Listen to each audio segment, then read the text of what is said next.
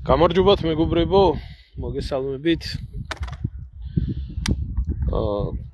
გუშინ 17 მარტს სრულიად საქართველოს კათოლიკოს პატრიარქი ილია მეორე გარდაიცვალა.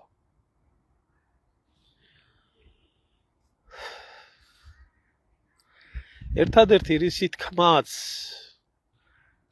ამ მომენტისთვის შეიძლება რომ საქართველოში ნამდვილად დასრულდა ეპოქა. ეპოქა დასრულდა ძალიან ბევრი რამის ეპოქა არის დასრულებული და არის ასეთი გამოთქმა ძველი ლათინები ამბობდნენ რომ ჭეშმარიტების დანახვა მხოლოდ სიკვდილის თვალებში არის შესაძლებელი.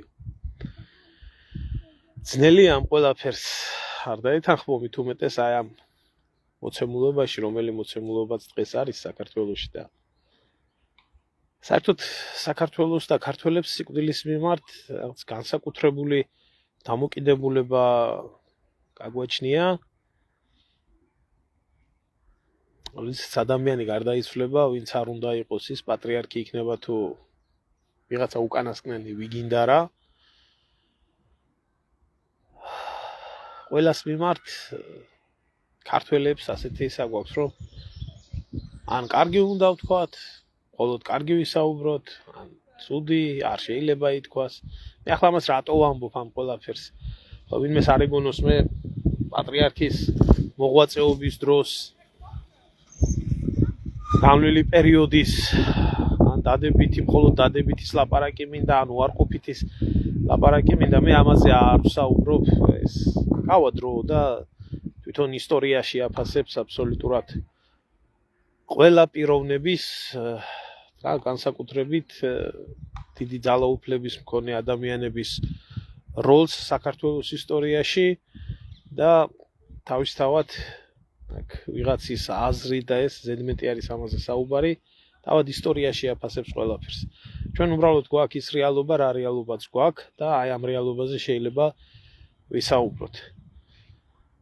უბრალოდ იცით რაშია საქმე? ყოველთვის ჯერ გასვენებაში წასვლა ვისუხარია ადამიანს და საერთოდ მეზიზღება ის პერიოდი, როდესაც ადამიანი გარდაიცვლება და გაიგებენ და დაიწყება ოხრა და მოთქმა და ეს ნიანგისცრემლები ქართულად. ამას რატო ვამბობ, იცით? იმიტომ რომ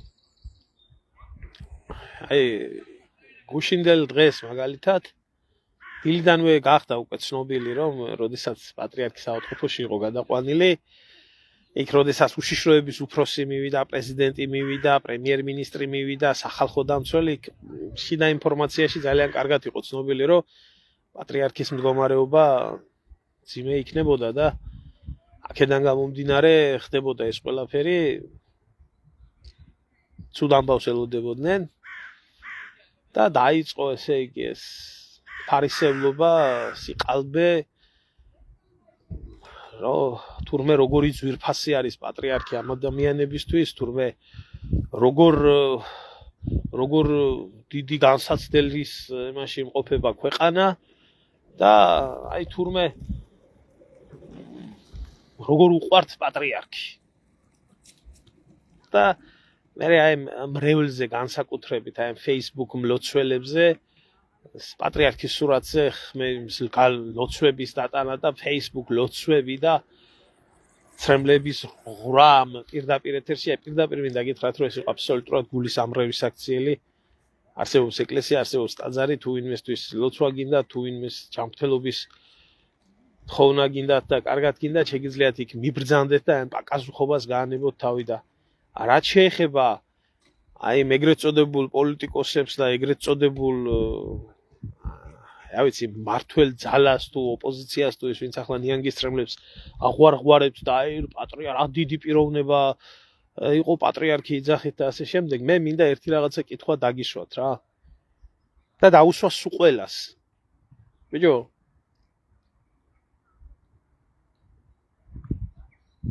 რა გაიგონეთ თქვენ როდესმე? რა გაიგონეთ თქვენ როდესმე რაც პატრიარქმა მოგიწოდათ? აი გეკითხებით, გინდა დღევანდელ ხელისუფლებას, გინდა წარსულ ხელისუფლებას, გინდა ნიანგის ცრემლების მღვრელი საზოგადოება რო ხართ. აი მაინტერესებს ერთი რა გაიგონეთ. გაიგონეთ ამ LGBT კანონების წინააღმდეგ ნუ განახორციელებთ ამ ყველაფერსო და უკანონობის დაკანონებასო ნუ გააკეთებთო თუ გაიგეთ თუ პირიქით 150-ვე დეპუტატმა ჩრდილოკორეული ერთსულოვნებით საწინააღმდეგოს არ მიეცით ხმა? ჯო პატრიარქის განცხადება რომ ქართული მიწის გაყიდვის უფლება არ აქვს არც პატრიარქს, არც პრეზიდენტს, არც მეფეს, გაიგონეთ ეს? გაიგონეთ რაიმე ქართული სოფლების მხარდაჭერის, ქართული ოჯახების მხარდაჭერის და სხვა ბევრი რაღაცეები რაც გინდათ ეპისტოლეებში იყო ნათქვამი ან ისე? ხო და აბა რას ფარისევლოთ ბეძია და რასი ჩათალახეს მიმართავთ ყველა. ვის რაში ჭირდება ეს ყველა მეზიზღება რა ეს იმერულ ესკიცებში რო არის გასვენებაზე რომ კლოუნადაა ატეხილი აი ზუსტად ისეთი კლოუნადაა ატეხილი რა და აი პატრიარქი ჭირდებოდა თქვენ და მართლმადიდებლური ეკლესია და სარწმუნოება ჭირდებოდათ იმაში რომ დაიკავებდით დღესასწაულებზე სანთლებს და გაიქცეოდით და დაიკავებდით დადგებოდით სადმე ახლომახლოს პატრიარქთან და დაანთებდით თუ როგორი მორწმუნეები ხართ რომ ხალხში გამოჩენილი ყავით და ესე შემდეგ და ესე შემდეგ. რა გაითვალისწინეთ? მე არ ვსაუბრობ პატრიარქის არც დადებით და არც უარყოფით მოვლენებზე, მე ადამიანი ვარ და ჩემი აზრი გამაჩნია და მიმაჩნია რომ ამ ადამიანმა საქართველოს ისტორიაში მის მოღვაწეობამ ბევრი დადებითი შეასრულა და ბევრი უარყოფითი მომენტები არსებობდა. მაგ ამას მე ვერაფერი ვერ შემაცვლევიებს ნამდვილად ამაზე აზრს. ჩემი აზრია და ესე მექნება. ისევე როგორც ნებისმიერი ადამიანის მოღვაწეობის დროს, რომელსაც აბარია ძალაუფლება აქვს მის მოღვაწეობას დადებით და უარყოფითი გავა დრო და ისტორიაში შეაფასებს ამ ყველაფერს. არ ვიცი, მე ვარ მართალი, ხალხია მართალი, ვინ ამას დრო დაგვანახებს ყველაფერს. მე ერთი რაღაცის თქვა მინდა მე ეს ყველაფერი დავიწყე იმითი რომ ეპოქა დასრულდა. ნამდვილად დასრულდა ეპოქა საქართველოში. იმიტომ რომ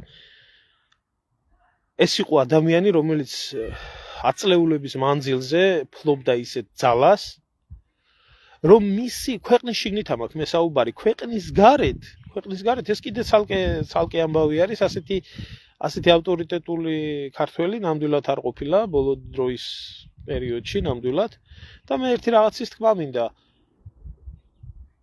ჯერ უბრალოდ ქვეყნის შიგნით ვიტყვი რომ პატრიარქის ერთი სიტყვა შეცვლიდა საქართველოს ისტორიის ბედს დადებითად თუ უარყოფითად და იყო საქართველოს ისტორიაში რომ მისმა სიტყვამ შეცვალა საქართველოს მომავალი და არ მინდა ახლა მას ჩაუღრმავდე როდის იყო და რანაირად იყო მის მერეც როდესაც ეს ხალხი მიდიოდა სამებაში და პატრიარქო გვიშველეთ და ეს გითხარით მაშინ რომ ერთი სიტყვა თქმულიყო პატრიარქიდან უბრალოდ რომ დაამხეთ ეს რეჟიმი ეს არის წყეული და სატანისტური რეჟიმი ჩათვალეთ რომ ის მეორე დღეს არ იარსებებდა თუ შეიძლება იმ საღამოსვე არ იარსება აი ამ ხელა ძალას ფლობდა პატრიარქი პატრიარქს შეეძლო ნამდვილად საქართველოში რეალობის შეცვლა კი ის ფლობდა ნამდვილად ამ ძალაუფლებას ამიტომ ასეთი ძალის პატრონი საქართველოში არავინ იყო არ ვიცი მე მომავალი რა იქნება მომავალში ვინც იქნება პატრიარქი ერთი რაღაცის თქმა მინდა რომ ჩვენ მაინც მართლმადიდებლური ქვეყანა ვართ ეხლა რადონის ქრისტიანობა ვარ და რადონის ქრისტიანები არიან საქართველოში ეს ცალკე საკითხია მაგრამ მომავალშიც პატრიარქი ვინც იქნება საქართველოში მასზე იქნება ძალიან დიდი ძალა მაგრამ არა ამ დონის და არა ამ ძალის როგორიც ჰქონდა ილია მეორის არ გჭირდება ქალბატონო მაკა თქვენი სიბრძნეების თხევა წაბრძანდით და თქვენ გინდათ ილოცეთ ლაივის ყურებას თავი დაანებეთ და გინდა დაკრძალვის პროცესიას დაესწარეთ და ჭკუის სასწავლებლად აქ არავის დაუბარები ხართ. ხო. არ გვაინტერესებს თქვენი სიბრძნეები და გვაცალეთ საუბარი, თუ არ გაინტერესებთ მიბრძანით აქეთ. ნამდვილად ასე იყო, ამიტომ დასრულდა ეს ეპოქა. დღესდღეობით საქართველოში ნამდვილად არ არის ის ადამიანი, რომელი ადამიანის სიტყვასაც საქართველოს ბედის შეცვლა შეუძლია. რატო არ შეიცვალა, როგორ არ შეიცვალა, ასე შემდეგ და ასე შემდეგ, ამას კიდევ ერთხელ ვამბობ, ამას ისტორია შეაფასებს, ამას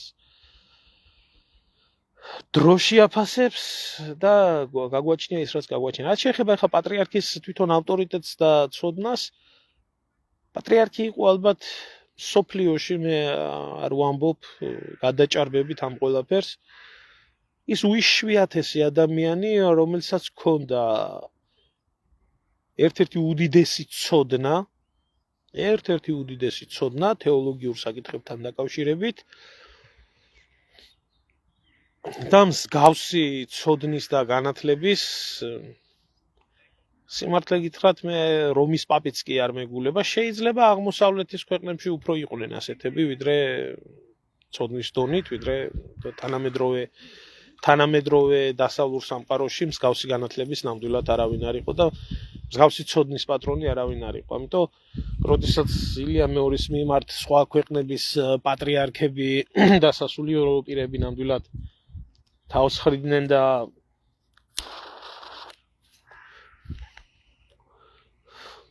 მუხს იდრეკდნენ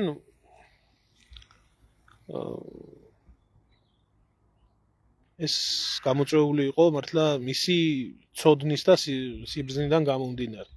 იყო ასეთი შემთხვევა 2009 წელი იყო, როდესაც რუსეთის პატრიარქის სამოსელზე შემთხვევით ფეხი დაებიჯა პატრიარქს და ბოდიში მოუხადა მსვლელობის დროს, მოსკოვში ვიზიტის დროს და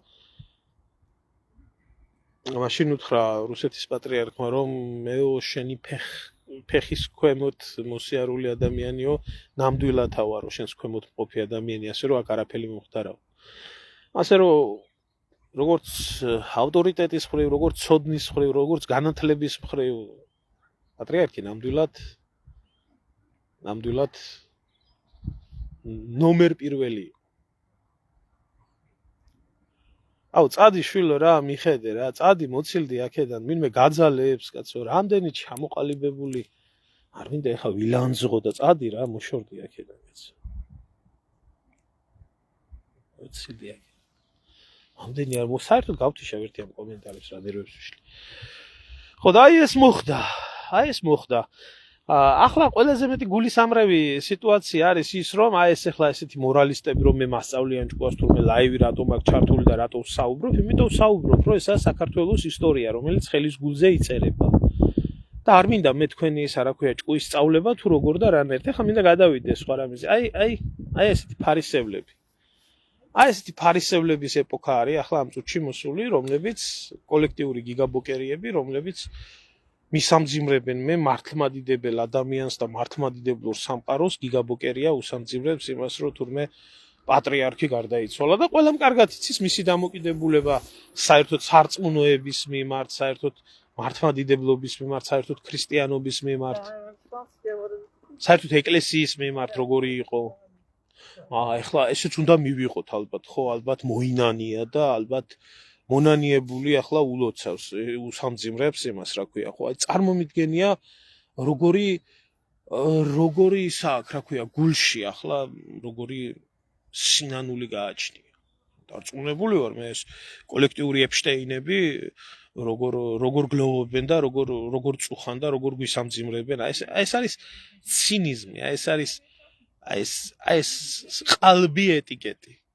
საერთოდ რომ გაჩუმდეს ალბათ მეტი პატივისცემა იქნება მისი მხრიდან ვიდრე გამოვიდეს და აქ მართლმადიდებლებს და საერთოდ პატრიარქის ხსოვნაზე ილაპარაკოს ეკლესიის და სარწმუნოების ნომერ პირველმა სოროსის ვირთხამ და ესეთი სოროსის ვირთხები ახლა შემოდიან აქ და იწყებენ იმის რა ქვია ჭკუის სწავლებას თურმე რა უნდა ვილაპარაკო და რა არ უნდა ვილაპარაკო მე თურმე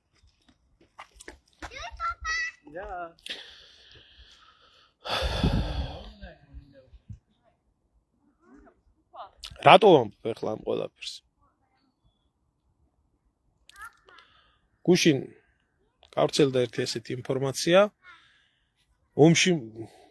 ომში მყოფმა ქვეყანამ, ირანმა და მისმა საგარეო საქმეთა მინისტრმა აბას არაქჩიმ, როდესაც სანამ გარდაიცვლებოდა პატრიარქი და იმყოფებოდა საავადმყოფოში, ქართულ ენაზე თავის გვერდზე გამოაქვეყნა ილია მეორის და ხომეინეის შეხვედრის ფოტო და უსურვა სიმტკიცე, უსურვა გამძლეობა. და რაღაცნაირად იცი, აი როდესაც ქვეყანა, რომელსაც თავად სულიერი ლიდერი მოუკვდა, თავად ამ უბედურებაში არის გახვეული ომში და იმაში და იცლის და საქართველოს პატრიარქის მიმართ აი ესეთი სიტყვებით და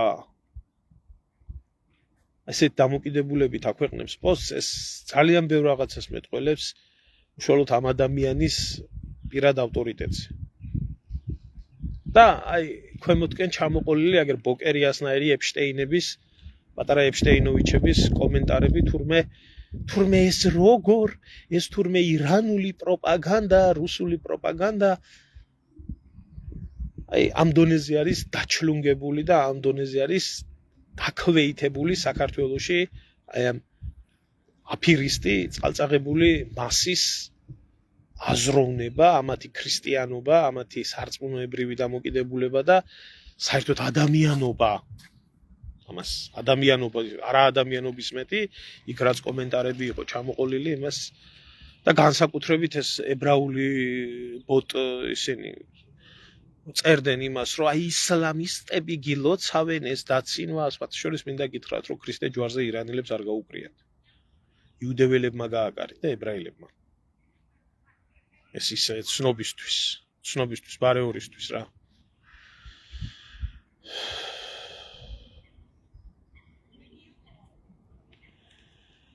ამიტომ ახლა ბევრი სვამს კითხვას და ლამისა და აპათიაში ჩავარდეს. მე ერთი რაღაცის თქვა მინდა ხალხო. მას მერე რაც საქართველოს მართლმადიდებლობა მიიღო და ქრისტიანობა მიიღო, იმ დღიდან მოყოლებული დღევანდელ დღემდე ხდებოდა როგორც პატრიარქების ცვლა, ასევე მეფეების ცვლა, მაგრამ ეს იმას არ ნიშნავს, რომ საქართველოს მომკვდარი იყო, საქართველოს გამქრალი იყო. არის ჩვეულებრივი პროცესი, არის ნორმალური პროცესი თაობათა ცვლის. რამდენი მეფეც სიტყვაზე, იმდენი პატრიარქი შეუცვლია საქართველოს. დავით აღმაშენებელი აღარ აქვს, ჭყონდიდელი აღარ აქვს, გიორგი ბრწყინვალე აღარ აქვს. ბევრი ადამიანი აღარ აქვს, რომლებმაც საქართველოს ხრებით მოგვიტანეს, სისხლით მოგვიტანეს. მაგრამ საქართველოს არსებობს, ქართველიერი არსებობს და ჩვენ ყველანი ვართ ამ წუთისოფლის სტუმრები და ქვეყანამ უნდა გააგრძელოს ცხოვრება, ერმა უნდა გააგრძელოს ცხოვრება და ამით ერის ისტორია არ დასრულებულა. ეს არის ჩვეულებრივი პროცესი, რომელი პროცესიც ადრე თუ გვიან აუცილებლად მოხდებოდა. იმ ადამიანებს, რომელი ადამიანებით 10 წლეულების მანძილზე, სხვადასხვა ლეგენდებით, სხვადასხვა მითებით მე მესმის ეს ადამიანები ახლა შეიძლება ნამდვილად არიან განიცდიან დეპრესიას, განიცდიან გაწმილებას, განიცდიან ათას უბედურებას და ნამდვილად შემიძლია იმის თქმა, რომ პატრიარქზე გავრცელებული 1000 ლეგენდები რომ არსებობდა უშიშროების მიერ სხვათა შორის შევარდნაძის დროს დაიწყო ეს ყველაფერი. აი სალამ ილია მეორე იცოცხლებს მანამდე აუცილებლად მოხდება მეორედ მოსვლა, რაც კაციშვილმა არ იცის, როდის მოხდება. იესო ამბობდა მამა ჩემის მეტმაო არავინ არ იცისო, როდის იქნება მეორედ მოსვლაო. მამა ღმერთის გარდა. ამათმა იცოდნენ და ყრიდნენ აი ამ ჭორებს. ბოლოჟამის პატრიარქი, მის პერიოდში გაბრწყინდება იბერია და ასე. მე მესმის ამ ხალხს რო ახლა დეპრესია გააჩნია. მე მესმის, აი ესა ცრუმადიდებლობა, ესა ყალბმადიდებლობა. და ესა ფანატიზმი და სხვა არაფერი. ნამდვილად ვეთანხმები მე გია ყანჩელის იმ სიტყვებს, რომ ქვეყანას ორი რაღაცა დაღუპავს. რელიგიური ფანატიზმი და პატრიოტული ფანატიზმი. ფანატიზმი ყოველ შემთხვევაში დამღუპველი არის, რელიგიური იქნება ეს თუ პატრიოტული ფანატიზმი, იმიტომ რომ ნამდვილად შენი ქვეყანა, როგორც საკუთარი დედა და მამა გიყვარს და ამას ყვირილი და ცივილი არ ჭირდება, ისე არ ჭირდება და სარწმუნოებასაც არ ჭირდება ესეთი რაღაცა. მე მესმის თქვენი გაწმილება, მე მესმის თქვენი ისტერიკა, მე მესმის თქვენი ეს ყველაფერი, მაგრამ ერთი რაღაცა მინდა გითხრათ. ნუ რას დროს თქვენ ხართ ბრმამადიდებლები, რომლებსაც არც ჯულის კანონის შესახებ არაფერი გაგიგიათ, არც რეალურად იმ წმინდა წერილების მიმართ არაფერი არ წაგიკითხიათ, ხართ ძალიან დაბალი დონის განვითარების, ხართ კერპომანი შეპყრობილი ადამიანები და თუ თქვენ გაიხადეთ, არ აქვს მნიშვნელობა ამას, პატრიარქი გაიხადეთ კერპად თუ თქვენი მამაო გაიხადეთ კერპად თუ სხვას გაიხდით კერპად, ეს დამღუპველი არის და ამიტომ ამ ადამიანების ეს დეპრესია ნამდვილად მესმის. ისე რომ ადამიანებს რა თქმა უნდა აქვთ გულისწვედა რომ საქართველოს კათოლიკოს პატრიარქი გარდაიცვალა, ეს ასეც უნდა იყოს, ბუნებრივი არის, ბუნებრივი მდგომარეობა არის, მაგრამ ეს ისტერიკა ემართება მხოლოდ და მხოლოდ კერპომანიით შეპყრობილ ადამიანებს. და მომავალში ვინც იქნება საქართველოს პატრიარქი, მასზე იქნება უდიდესი პასუხისმგებლობა მომავალშიც საქართველოს ბედის არსებობის შესახებ აი ამ ურთულეს პერიოდში. იმიტომ რომ არც ერთი ხელისუფალი არ ისარგებლებს მიუხედავად ყველაფრისა საქართველოში იმხელა ავტორიტეტით და იმხელა ძალაუფლებით, რა თქმა უნდა ის ვერ გაუტოლდება ვერანაირად ილია მეორის ავტორიტეტს ყოველ შემთხვევაში დასაწყისში ნამდვილად და მე არ ვიცი.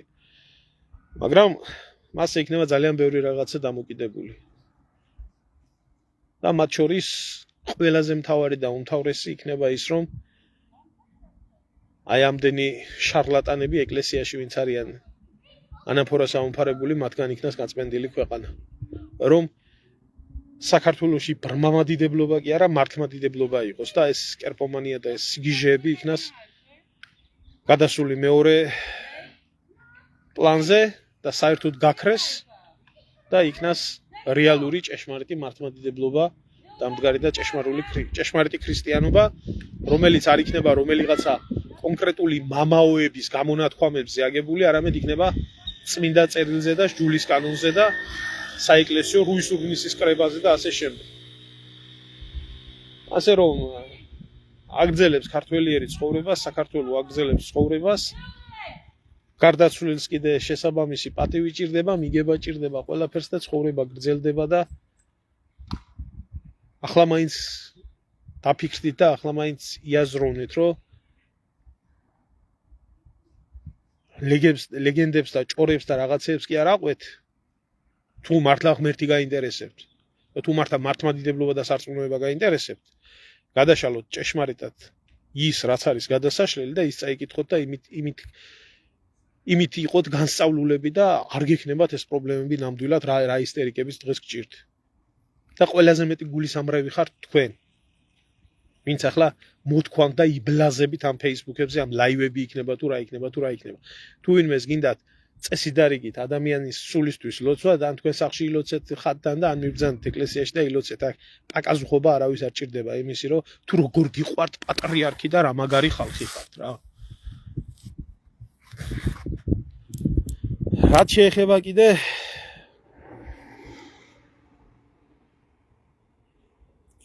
შეეხება კიდე ერთი რაღაცის თქმა მინდა. აი ამ პერიოდში კიდე ერთხელ აჩვენა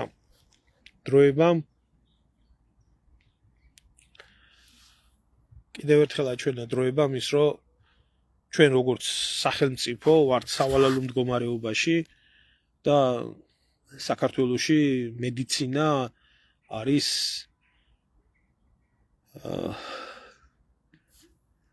სავალალო მდგომარეობაში. გუშინ, როდესაც პატრიარქის ჯანმრთელობის მდგომარეობის შესახებ ინფორმაციას ითხოვდა ხალხი,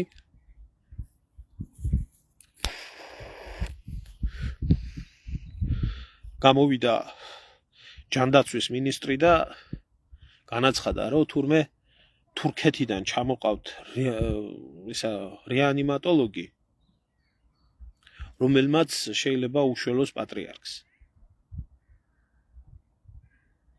აი ეს არის როგორც ქვეყნის, როგორც სახელმწიფოს, როგორც სახელმწიფო სისტემის, როგორც ნულის მანიშნებელი.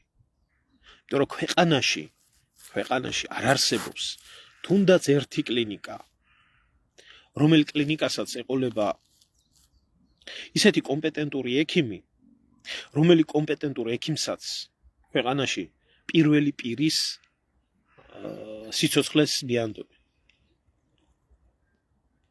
არ არსებობს. მე როდესაც გადავიღე ეს დოკუმენტური ფილმი, როგორიც გამოვიდა, ისეთი გამოვიდა, მაგრამ ყოველ შემთხვევაში რეალობას ასახავს. და ფრანგების მიერ შესწავლილ სამედიცინო დასკვნაზე იყო საუბარი, იქ ფრანგები პირველი აღნიშნავდნენ მაგას, რომ საქართველოში მედიცინა არის კომერციალიზებული და საბაზრო ეკონომიკაზე არის მიბმული. და კურნალობა საქართველოში ეს მხოლოდ და მხოლოდ ფულიანი ადამიანების პრეროგატივა არის. მაგრამ მიუხედავად ამ ყველაფრისა, ეს არ უზრუნველყოფს იმას, რომ ქვეყანაში ხარისხიანი მედიცინის მიღება იყოს შესაძლებელი, რადგან საქართველოს ექიმები, მინისტრები და პრემიერ-მინისტრები და იყო იქ მაგალითები მოყვანილი, მიდიან უცხოეთში და იქ მკურნალობენ, იმიტომ რომ ქართულ მედიცინას არ ენდობიან. ახლა მე თქვენ გისვამთ კითხვას. კანონის წინაშე, ადამიანების წინაშე, ყველა სიცოცხლე ხო ერთი და იგივეა. კი ბატონო, პატრიარქის მიმართ და ნებისმიერი ადამიანის მიმართ უნდა ხდებოდეს იგივე, რომ სახელმწიფო არაფერს არ უნდა იშურებდეს იმისთვის, რომ სიცოცხლე გადარჩეს. მე თქვენ გეკითხებით, თქვენი რომელიმე ოჯახის წევრი რომ გახდეს ცუდად და მას მართლა ჭირდებოდეს ექიმი, ვინმე ჩამოუყვანს იმას თურქეთიდან ექიმს? მე იმას კი არ ვამბობ პატრიარქისთვის რატო ჩამოყავდეთ, ახლა ზოგადად ვამბობ. არავინ არ ჩამოუყვანს, ხო? არავინ არ ჩამოუყვანს, იმიტომ არ ჩამოუყვანს, რომ ხარჯებთანაა დაკავშირებული და პატრიარქის გამო არ ენანებათ ამ ხარჯების გაღება და რიგითი ადამიანის მიმართ ენანებათ კი არა, კატასტროფა ხდება, გინდა იაშვილის კლინიკაში იყოს, გინდა სხვაგან იყოს და გინდა სხვაგან იყოს. რატო უნდა ხდებოდეს ეს ქვეყანაში? რატო უნდა იყოს 10,000-ობით ქართველი აყრილი და გადაყრილი საზღვარგარეთ, სამადლოდ? ქვეყანაში ისეთ ქვეყნებში, რომლებმაც კაპიტალიზმი და საბაზრო ეკონომიკა შექმნეს, იქ არ არის მედიცინა ფასიანი. აი იგივე საფრანგეთში, იგივე ევროპის ქვეყნებში, ევროპაში რო გვინდა, შიგ ევროპაში. იქ პატრიარქი მივა თუ რიგითი ადამიანი მივა, ყველას ერთი და იგივე სტანდარტით და ყველას ერთი და იგივე ცოდნით უმკურნალებენ. და ესე ხდება. და იკითხეთ, საქართველოს პატარაა, ყველას ეყოლება ვიღაცა, როგორ გადაურჩინეს ჩამოსული ადამიანის სიცოცხლეც და ადგილობრივი სიცოცხლეც ერთნაირი სტანდარტებით ემაშვება. აი ქართველებს იმ დონეზე გვეზიზღება ერთმანეთი. იმ დონეზე გვძულს, აი ამ დონის ქრისტიანები ვართ ჩვენ, რომ ამ კითხვას არასდროს არავინ არ სვამს. რომ თუნდაც იმ პირობებში, რა პირობებშიც ვიმყოფებით ქართველები, ჩვენი ქვეყნის მოქალაქეებისთვის სახელმწიფო ყველაფერს აკეთებდეს. არა, ეს არის კორუმპირებული ჯანდაცვის სისტემა, ეს არის კორუმპირებული, დამპალი, აყაროლებული, ეს ჯერ კიდე ბენდუქიძის დროიდან მოყოლებული ის სამედიცინო სისტემა, რომელიც ყოველ დღე ასობით ქართველი ადამიანის სიცოცხლეს ამახინჯებს. აი ამახინჯებს. მაგაზე ვლაპარაკობ ჩემო ვაკოკა, მაგის ცალკე თემაა ახლა. აი ეს არის სირცხვილი და სიკვდილი. და აი ამას ამ ხალხთან ლაპარაკს ამაზე აზრი არ აქვს. აზრი არ აქვს, იცით? ამათ ახლა პატრიარქი ხო, გასაგებია რომ არ დაიცვალა და ახალი მოვა და რაღაცა. ახლა ეს ჩვეულებრივი იერარქია არის და თავისთავად ასე იქნება, მაგრამ ჯო, ამათთვის ერთი წმინდანი დარჩა კიდე ამ დედამიწაზე, ბიძინა დარჩა.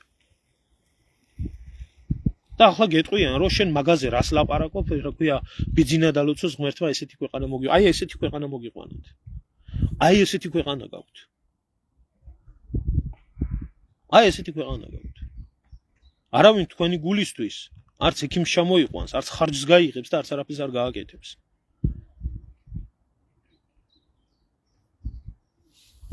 ამაშია მთელი უბედურება და სახელმწიფოსთვის ადამიანის სიცოცხლე ყველას ერთნაირი უნდა იყოს. რიგითი მოქალაქის იქნება, პრეზიდენტის იქნება თუ პატრიარქის იქნება და მაშინ იქნება ქვეყანა წასული წინ და მაშინ ექნება ამ ქვეყანას მომავალი.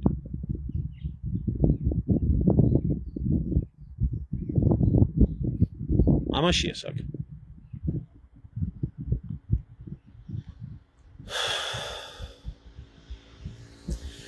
აიცით რა, რაღაცნაირად ადამიანურად რომ გითხრათ, ხო? აი ახლა ჩვენ თვალწინ ხდება ეს ყველაფერი. კაცო, ჯერ თავის დროზე სოკრატესა აქვს ნათქვამი, რომ თუ არ ვცდები სოკრატესი უნდა იყოს, რომ ერს რომელსაც ერთ ადამიანზე აქვს ქვეყნის მედიო მინდობილიო, მას მომავალი არ გააჩნიაო.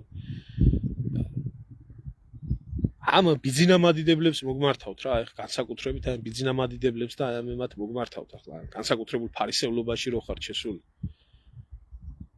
ბიჭო, არ შეიძლება ესეთი ფანატიკური ხედვები გქონდეთ ადამიანებს რა. არ შეიძლება სულ ამ ტყუილებში და ლეგენდებში იცხოვროთ. არ მომხდარა მეორედ მოსვლა, არც იბერია გაბრწყინებულა. არც სხვა ბევრი რამეები კიდე რა ლეგენდებიც იყრებოდა, არც აფხაზეთი დაბრუნებულა. არაფერია ცხოვრება ისე არის როგორც იყო. უბრალოდ არ აყავს ქვეყანას ილია მეორე. მაგრამ ქვეყანა არსებობს. ამით რატო ცხოვრობთ? იმიტომ ცხოვრობთ დაბალი დონე გაქვთ, განათლების დაბალი დონე, სიბნელეში ცხოვრობთ. სიბნელე ქვია ამას, ამას არ ქვია ქრისტიანობა და ამას არ ქვია სარწმუნოება და ამას არ ქვია არაფერი. ასე იქნება ერთ დღესაც. ჩამოკიდებული რო ხართ ბიძინაზე. ყველა წარმავალი ვართ ამ ქვეყნიდან მიწაზე, არავინ არ დარჩება. წავა იქ თქვენი ბიძინაც. მერე რა გეშველებათ? ახლა იმედი მაინცა გაქვთ. მერე იმედიც აღარ გექნებათ არავის.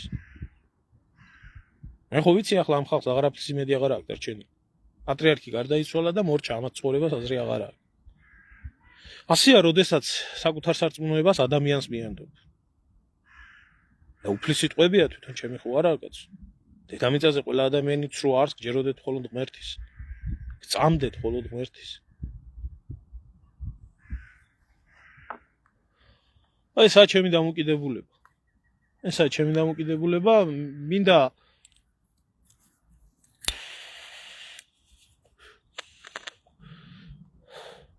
თქვა ერთი ჩემი მოსაზრება ვთქვა მომავალ პატრიარქთან დაკავშირებით. მე არ ვიცი ვინ იქნება მომავალი პატრიარქი,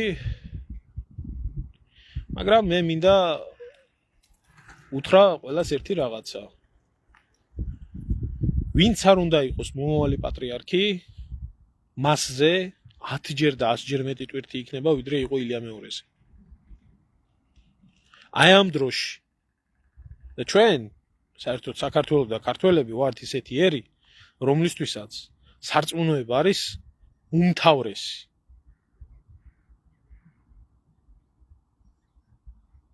უმთავრესი არის.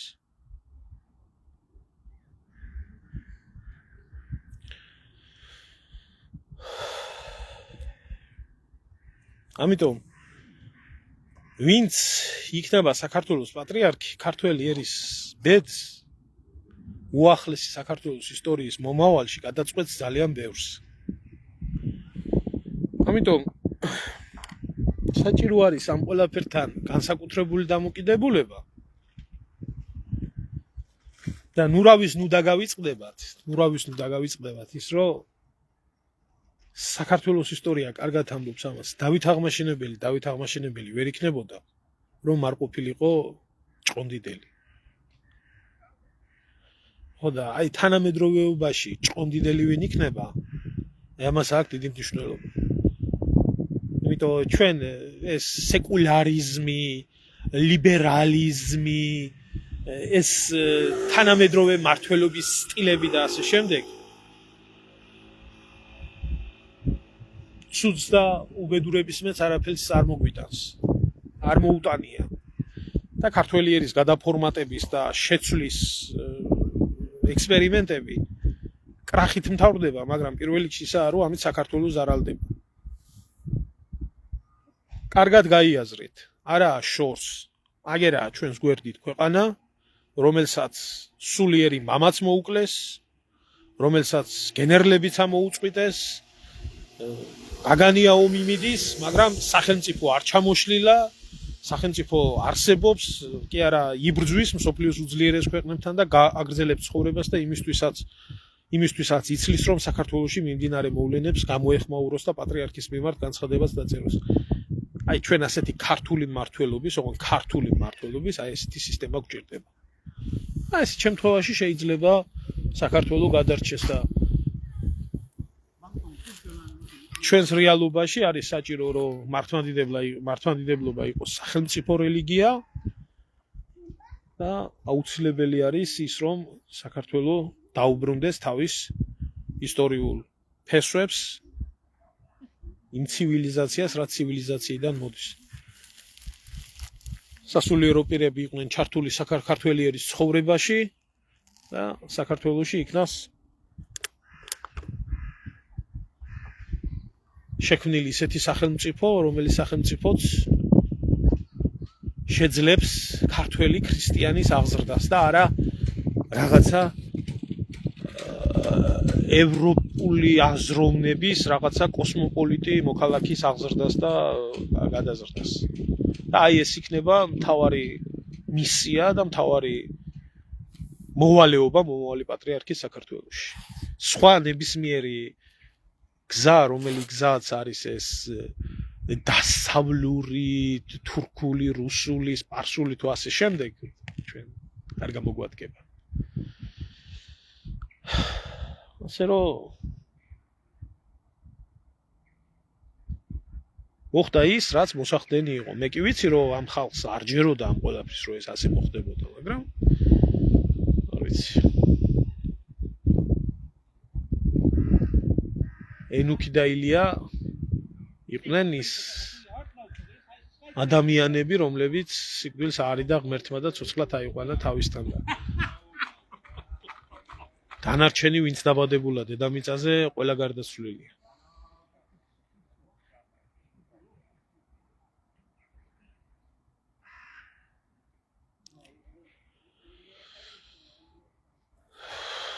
მე ავადმყოფებს ლევან არ პასუხობ ამ ლაივში. ავადმყოფებთან მე არ მაქვს ალაპარაკო. ავადმყოფებმა უნდა მიამართოს იმას, კლინიკას, სამკურნალოდ და ესე შემდეგ. და მე შეგიძლიათ კარგ ფსიქიატრებს ვიცნობ და შემიძლია ესე რა ქვია. მოგცემი სამართი. ერი სახელმწიფო მაშინაა ძლიერი, როდესაც ერი და ბერი არის ერთიანი. როდესაც ერი ცალკეა, ბერი ცალკეა და კიდე რა ქვია სამოქალაქო საზოგადოების ნაწილები ცალკეა და ის ცალკეა და ეს ცალკეა, ესე არასდროს არ გამოვა. აი ამის თქმა მინდოდა დანარჩენი კიდე ერთხელ ვიტყვი რა. ყველას და ყველაფერს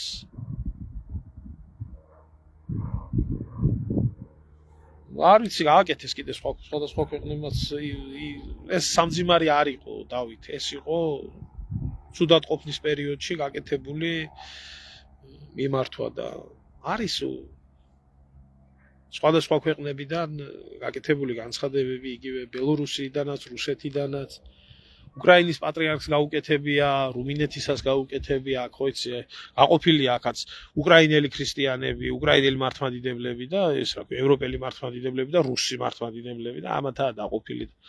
გააკეთეს და ბევრი გააკეთებენ, იმიტომ რომ ილია მეორეს მსოფლიოში მართლა დიდი ავტორიტეტი ჰქონდა. თავისი ცოდნიდან და სიბრძნიდან გამომდინარე. კარგი, ამით დაგემშვიდობებით, მე ამ საკითხთან დაკავშირებით ჩემი აზრი ეს იყო და ეს მიმაჩნია როგორც რიგით ქრისტიანს და რიგით ქართველს და მინდა უთხრა, რომ კი, მართალია ეპოქა დასრულდა, რეალურად ეპოქა დასრულდა. იმიტომ რომ კიდე ერთხელ ვიტყვი რა, ილია მეორეს შეეძლო ერთ სიტყვაში, მის ერთ სიტყვას შეეცვალა ყველაფერი საქართველოში. მაგრამ დარჩა ისე როგორც დარჩა. ესა.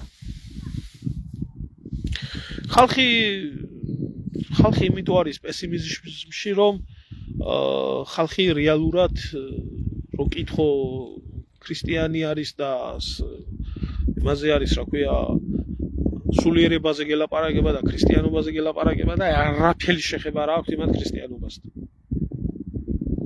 იმიტომ რომ ამ ხალხს ავიწყდება, რომ ქრისტიანის ცხოვრება, მთელი მისი ცხოვრება არის გამოცდის ჩაბარება იმისთვის, რომ უფალთან წარსდგე. და გამონაკლისი ამაში არც პატრიარქია, არც რიგითი ადამიანია, არც არავინ არ არის. არავინ არ არის, იცით? და არ შეიძლება რა, როდესაც ესე იქნება წარმოდგენა, რომ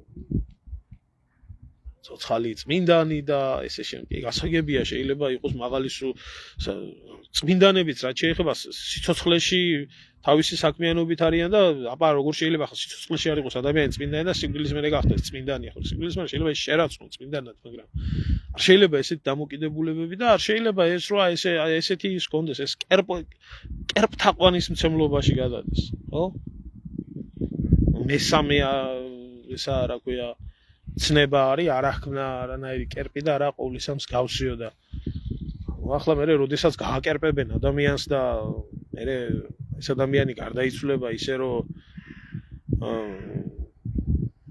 ის რაც ითქმებოდა რომ თურმე მეორედ მოსვლა ამ დროს მოხდება და მხოლოდ პატრიარქი გადაარჩენს და იბერია ამ პერიოდში გაბრწყინდება და ხედავენ რომ ეს ადამიანი გარდაიცვალა და არც მეორედ მოსვლა მოხდა და არც იბერია გაბრწყინებულა და არც გავსი რაღაცები ჩავარდებიან რა თქმა უნდა პესიმიზმში აბსოლუტურად ლოგიკური, იმიტომ რომ ამ ხალხს ქრისტიანობასთან არაფერი შეხება არ აქვს. მე მინდა გითხრათ პირდაპირ ამ ხალხს არაფერი შეხება არ აქვს ქრისტიანობასთან. ჩვეულებრივი კერპთაყვანისმცემლები არის.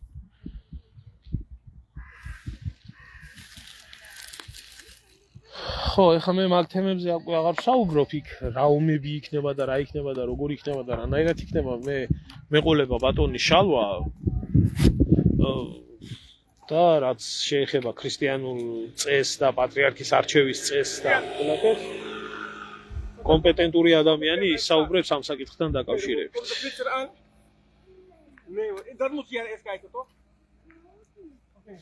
ხო.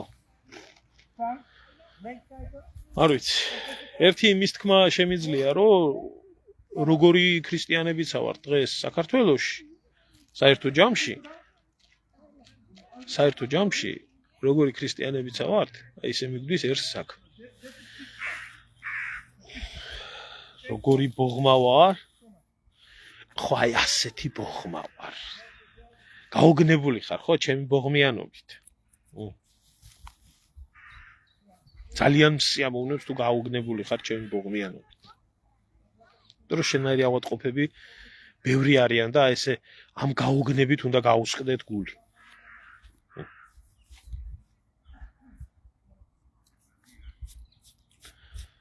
თქვენ ვიზია ქრისტიანობასთან ისე გაქვთ შეხება, ახლა როგორც მე მაქვს შეხება ბუდიზმთან, ან ისლამთან. თქვენ ხართ ყველა ეგეთი ნაძრალა კერპომანი ფარისევლები, გაიგეთ? ან კერპთაყვანისმცემლები ხართ, ან ფარისევლები ხართ. და პაკაზუხები ხართ. მეტმა ხალხმა დაგინახოთ Facebook-ზე ლაიქი დაგისვა, როგორ გიყვარდათ თქვენი პატრიარქი და როგორ მოთქვამ ხართ და როგორ ტირი ხართ და როგორიც და მისი სიტყვის დასაცავად გარეთ არავინ არ გამოსულ ხართ. არც მიწის დასაცავად გამოსულ ხართ. არც იმ ელჭყპტ-ების და უბედურებების წინააღმდეგ, არც ამ რაც ხელისუფლება ესახართ თქვენ. თაღლითი აფერისტები ხართ ჩვეულებრივად რა. გაანებით ამ ქრისტიანობას და ეროვნულობას თავი და წაეთ რა, რასაც გინდათ სხვას მიხედეთ. ეგრეა. კარგი ჩემო, კარგებო და აგემშვიდობებით. მადლობა ყველას ყურადღებისთვის.